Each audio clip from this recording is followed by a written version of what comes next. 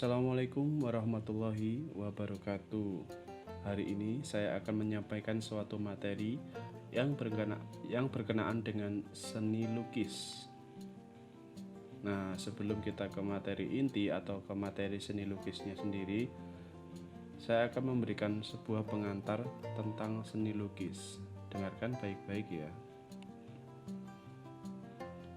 Sebagian besar orang di dunia ini senang dengan apa yang dinamakan seni, terlebih lagi dengan seni lukisan. Karena kesenangan tersebut, mereka mengkoleksi atau menjadikan hiasan berupa lukisan. Lukisan sendiri merupakan hasil seni yang berupa tampilan, memiliki nilai estetika. Adapun bidang khusus yang mendalami lukisan yaitu seni lukis. Jadi intinya segala sesuatu yang ada hubungannya dengan seni, maka nilai yang harus ditampilkan adalah nilai estetika atau nilai keindahan. Sampai sini paham ya? Nah, lanjut ke materi inti, yakni tentang sejarah seni lukis.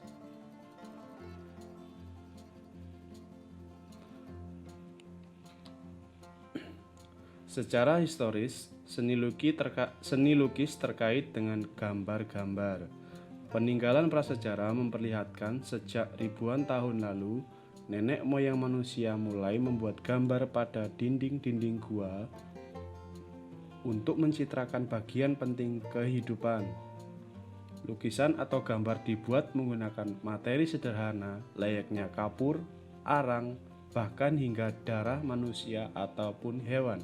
Satu teknik yang digunakan adalah dengan menempel tangan, lalu menyemburkannya dengan kunyahan daun ataupun batu mineral yang berwarna. Jadi intinya, orang pada zaman prasejarah atau orang pada zaman dahulu kan tidak mempunyai alat yang modern, bahkan bahan yang modern untuk membuat suatu lukisan. Nah, alternatifnya adalah mereka menggunakan kapur, arang, bahkan darah yang mereka lukiskan pada dinding-dinding gua. Nah, tujuannya apa? Tujuannya agar mereka bisa menceritakan yang sedang mereka alami ke kehidupan selanjutnya. Jadi intinya disitulah sejarah seni lukis pertama kali, yakni pada zaman prasejarah atau zaman nenek moyang kita. Baik, sekarang kita menuju ke pengertian seni lukis setelah kita mempelajari sejarah seni lukis secara singkat. Oke, pengertian seni lukis. Seni lukis adalah cabang seni rupa yang berwujud dua dimensi dan merupakan pengembangan dari menggambar. Sudah sangat jelas sekali ya bahwasanya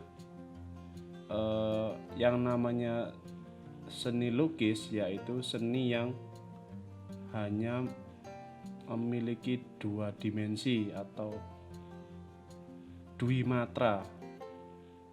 Jadi segala sesuatu yang bentuknya dua dimensi pasti hanya dinikmati dari depan saja. Beda dengan tiga dimensi ya. Kalau tiga dimensi itu bisa dilihat dari depan, dari samping, kiri maupun kanan, maupun dari belakang. Contohnya apa kalau tiga dimensi? Bisa patung, bisa relief, dan lain sebagainya. Itu ya. Ini adalah pengertian seni lukis secara sederhana. Jadi nanti kalian bisa cari sendiri definisi dari seni lukis menurut para ahli. Itu ya.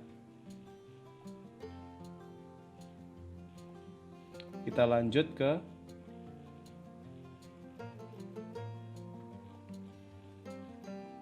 pengertian melukis. Karena tadi adalah pengertian dari seni lukis, maka kegiatannya adalah melukis. Apa definisi melukis?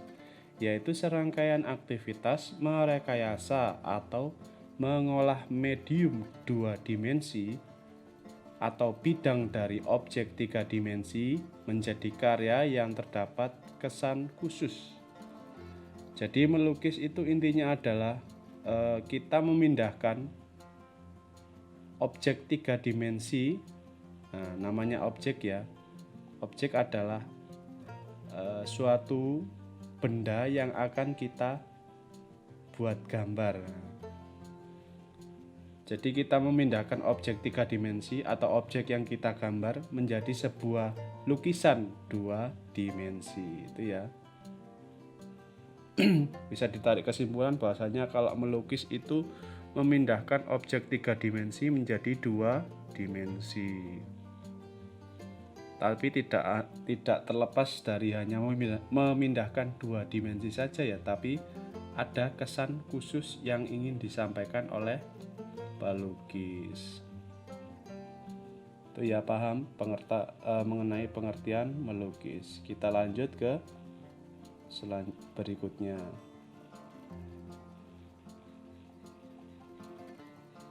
Aliran gaya lukisan. Sembari dicek buku paketnya Seni Budaya, kita belajar bersama-sama ya.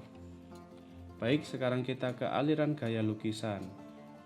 Nah, setiap karya atau setiap lukisan pasti memiliki aliran-aliran yang diwakilkan oleh pelukisnya. Misalnya kita ambil saja yang contoh yang pertama, yakni aliran representatif. Representatif adalah perwujudan gaya seni rupa menggunakan keadaan nyata pada kehidupan masyarakat dan gaya alam.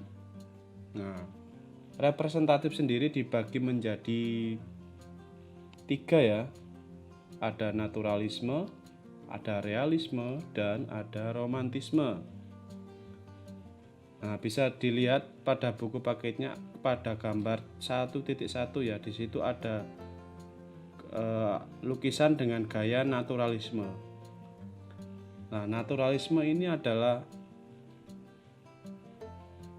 penggambaran alami atau sesuai dengan keadaan alam, melukiskan segala sesuatu dengan alam nyata, sehingga perbandingan perspektif, tekstur ataupun warna serta gelap terang dibuat dengan seteliti mungkin. Nah, bedanya apa dengan realisme? Kita lihat di gambar 1.2 ya.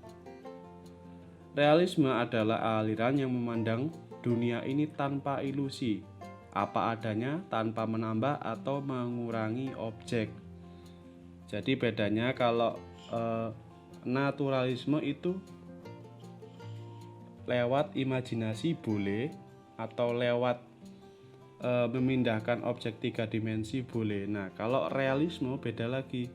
Kalau realisme itu murni memindahkan objek 3 dimensi tanpa menambah atau mengurangi hasil dari gambaran atau lukisan tersebut. Jadi misalnya kalau di situ daunnya warna hijau ya harus hijau, tidak boleh warna kuning ataupun hijau tua. Beda dengan naturalisme ya. Kalau naturalisme itu boleh kita menambahkan objek atau boleh kita mengubah warna ke warna yang lain. Itu ya bedanya naturalisme dan realisme. Kemudian ada romantisme, yaitu aliran seni rupa yang lebih bersifat imajiner. Aliran ini melukiskan cerita-cerita yang romantis, peristiwa yang dahsyat atau kejadian dramatis. Itu ya. Oke, sekarang kita ke aliran deformatif. Deformatif sendiri adalah perubahan bentuk dari aslinya sehingga menghasilkan bentuk baru, namun tidak meninggalkan bentuk dasar aslinya.